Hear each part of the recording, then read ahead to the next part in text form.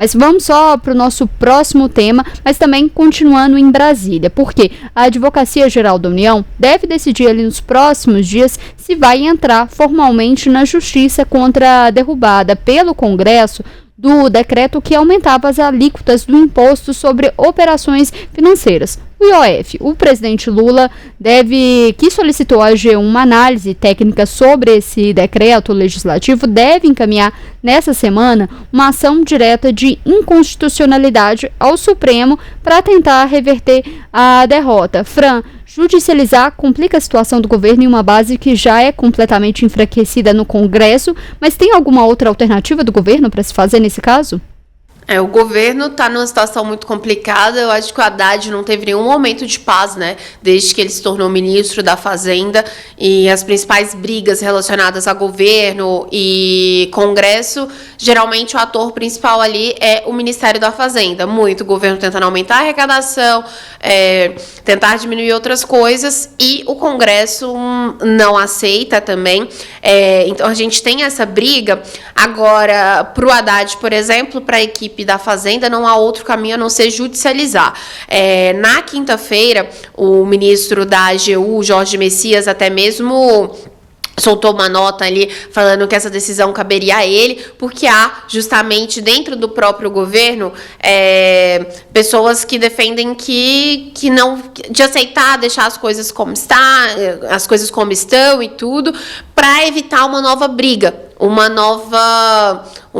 novo problema ali com o Congresso Nacional. Mas fato é que o governo não precisa se esforçar muito, porque sempre vai ter uma nova briga com o governo federal, com o Congresso Nacional, se o governo quiser aumentar a sua arrecadação. O PSOL já entrou com um pedido junto ao Supremo Tribunal Federal, de forma independente, mas aí há essa expectativa sobre essa decisão, sobre esse parecer do Jorge Messias. Obviamente, ele vai agir ali de forma técnica, e cabe ao governo Lula também fazer esse cálculo político. O cálculo político que é muito importante, porque o Congresso ele não vai recuar em relação a isso. O presidente da Câmara, Hugo Mota, inclusive, ele hoje foi às redes sociais, onde ele publicou um vídeo lá do que ele chama de Ugler, ele brinca que é um Google com Hugo Mota, enfim.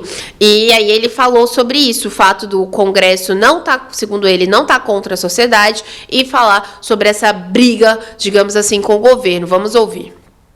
E essa história de que o Congresso não olha para o povo, hein? Fake ou real? Fake! Primeiro, quem alimenta o nós contra eles acaba governando contra todos. A Câmara dos Deputados, com 383 votos, de deputados de esquerda, de direita, decidiu derrubar um aumento de imposto sobre o IOF, um imposto que afeta toda a cadeia econômica. A polarização política no Brasil tem cansado muita gente, e agora querem criar a polarização social. No mesmo dia em que derrubamos o aumento do IOF, aprovamos outras 3 medidas importantes para o nosso país. O governo diz que se sentiu traído e que foi pego de surpresa com a votação do IOF. Fake ou real? Fake! O capitão que vê o barco indo em direção ao iceberg e não avisa, não é leal, é cúmplice. E nós avisamos ao governo que essa matéria do IOF teria muita dificuldade de ser aprovada no parlamento. O presidente de qualquer poder não pode servir a um partido, ele tem que servir ao seu país. Fran, você estava até de férias na época, mas chama muita atenção porque a gente viu o Hugo Mota, o Davi Alcolumbre viajando. Eles fizeram diversas viagens com o ex-presidente. Nessa questão do IOF, teve até uma reunião que foi num domingo à noite. Eles se encontraram, todo mundo saiu falando que tinha sido uma reunião proveitosa, que o governo ia mandar, tinham chegado ali num acordo, e de repente a gente viu toda uma guerra. O que aconteceu? Então, o Centrão ele vai agir conforme o interesse dele, não importa se tem Bolsonaro, Lula ou quem quer que seja, como eu disse, né, tá aí com uma faca e o queijo na mão.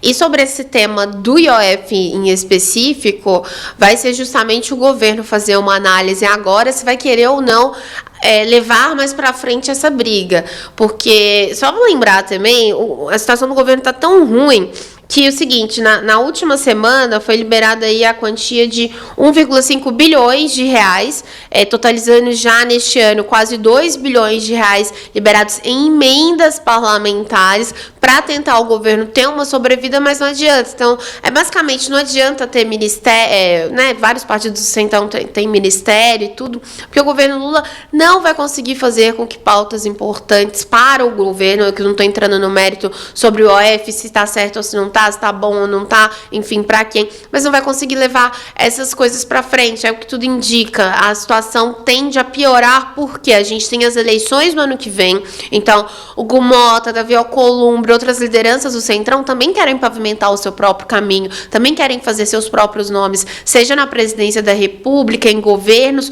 e principalmente no próprio Congresso, porque o que a gente tem hoje aqui é isso. Quem manda hoje é o Congresso Nacional, é o Centrão. Então, já pensando em 2026, da importância de ter a maior parte dessas cadeiras, tanto na Câmara dos Deputados quanto no Senado. Então, assim, não dá para contar com a palavra de honra de ninguém, até porque as coisas vão mudando. A política é assim, né? Então, o governo o que está aí à frente é uma tempestade, mais algumas tempestades aí com o IOF, com outras questões que possam surgir. O governo está refém do Congresso Nacional agora.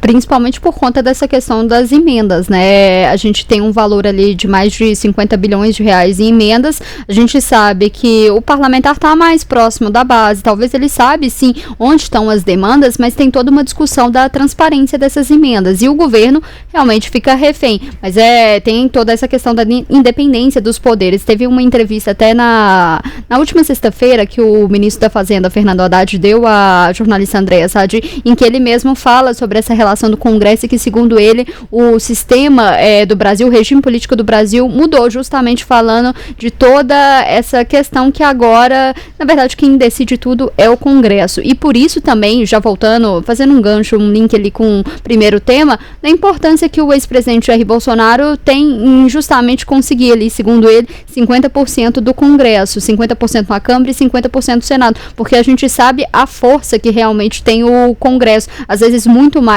do que quem está sentado ali na cadeira de presidente. Mas, Fran, queria agradecer a sua presença aqui hoje e até mais.